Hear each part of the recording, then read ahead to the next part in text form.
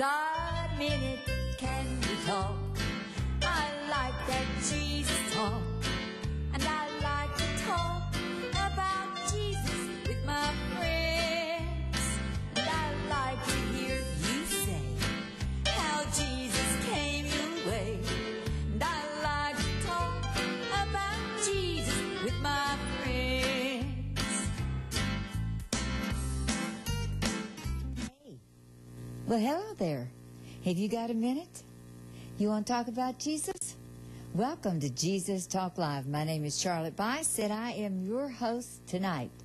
And you don't want to touch that dial because I got some good news for you, especially if you're in fear and if your heart's all troubled up there. We got an antidote. It's called the Bible, and it was written by Jesus Christ. Yes. Listen to this. We're going to get at your old King James Version Bibles, by the way. You know, that's the only one I have anything at all to do with. I'm sorry. Call me old. Call me narrow-minded. It's a narrow gate. It's a narrow way. Yes. So get the old original King James Version Bible out and let's read it. Okay? And we're going to read tonight and talk about John 14:13. Now, first of all, I want to tell a lot of you new viewers that have just tuned in to Jesus Talk Live. We got new viewers all over the country, all over the United States, in fact. I'm not a preacher. My name is Charlotte Bise, and I am just a witness. You know, the Bible says to go and tell what you have seen and heard. Well, I hear from Jesus, and I pass it on to you. And I tell stories about my life and about how He's brought us out of so many things and just everyday living. And that's what we talk about. And I've got a little song, a couple of little songs, in fact, tonight, and a couple of poems that we've written. And I want to read a little story out of a little book I've got here, a couple of things. So I've got a few things for you tonight. So it's just going to be you all and me again. It's us again, looks like. But I really want to talk to us tonight about in John 14, starting John 14:13. So we're going to find out a whole lot about who we are and if we really do love Jesus. And do we qualify for all of His promises? Let not your heart be troubled. And we're going to talk about that tonight. So you're going to enjoy it. I promise you're going to enjoy it because I enjoyed it while I was getting it together. And, you know, for days the Lord will talk to me about different things, and then I just pass them right on to you. That's what He has me do right here on Jesus Talk Live. So you're not going to get preached to. You're just going to get talked to, and I want you to talk back to me. I can't hear you. Sometimes that might be good. Sometimes it might not be so good. But I would like to hear from you. I love to know that you're out there. Just say, hey, Charlotte, I'm out here. I'm listening. I like it, or I don't like it, or whatever you want to say about it. But I just like to know that you're there. But all that stuff we said that meant not too much of nothing aside, I want to read something to you right here. Jesus says, let not your heart be troubled, John 14:13. And whatsoever you shall ask in my name, that will I do, that the Father may be glorified in the Son. Now, He says, peace I leave with you, on way on down, 14:27. My peace I give unto you. Not as the world giveth unto you, give I unto you. Let not your heart be troubled, neither let it be afraid. Well, you know what, guys? My heart this last week was troubled. I mean troubled. And that's how come you're getting the scriptures today and all this stuff. I'm going to tell you about that, about how my heart's been troubled and how Jesus has helped me, and I want to pass it right on to you. Yes, I do. But before I do that, I've got a little song I want to sing to you with no music, a cappella. And my mouth is very dry tonight. You know, I had throat cancer, don't have any saliva glands, got to drink. I wrote this little song years ago for some kids at church. And I love it. And you'll like it. And you can sing it with me. We'll start singing it every once in a while on this program together. Just a few little lines. You'll remember it tomorrow. And here's how it goes. I love Jesus and He loves me. I am happy today.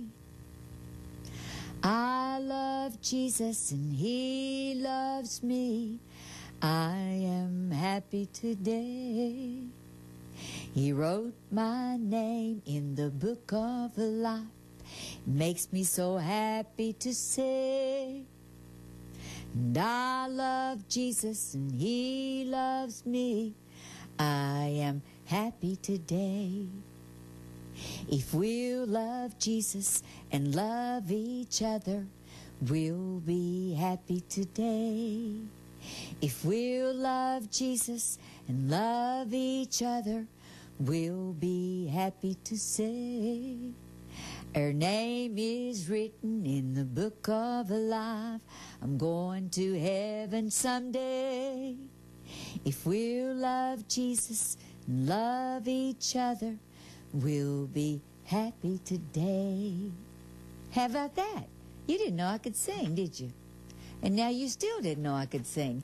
Don't say that. That could really hurt my feelings. Don't you love that song? I do too. I want to read you a little story before we get started. I love this little story. I saw Franklin Graham, and they had, Billy Graham's wife, Ruth.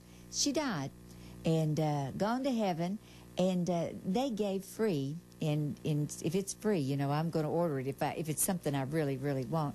But this is a little book, Letters from Ruth's Attic, and they gave this away free one night when they were telling her story.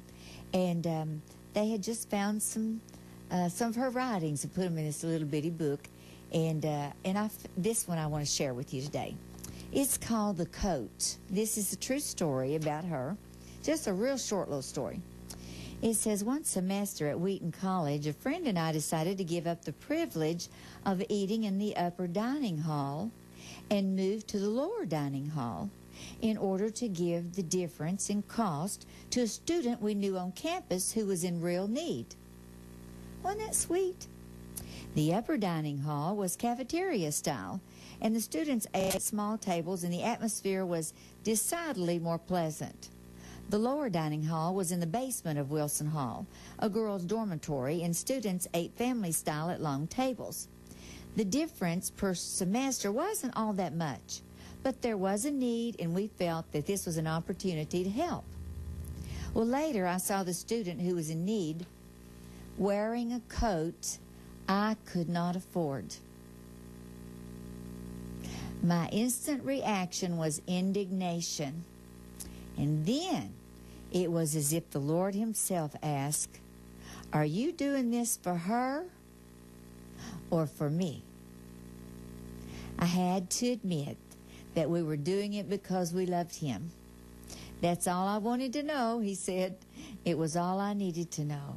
After that, she could have worn sable, and it would have made no difference to me. Yeah. And her prayer for the day is, "Lord, You've blessed me and met my needs. Help me to be as generous to others and remember to do all things for the glory of Your name." I know that sometimes when we see somebody asking for food, we have to discern whether they are wanting something to drink or whatever, And a lot of times, I know myself, I've had that same experience. You give to somebody, and then you see them, they're driving a better car you are, living better than you are, and you kind of get that, indignation in you too. I've done the very same thing. But God's not pleased with that, because when He tells us to give something, we just give it, and we give it to Him. And then we don't worry about it, do we?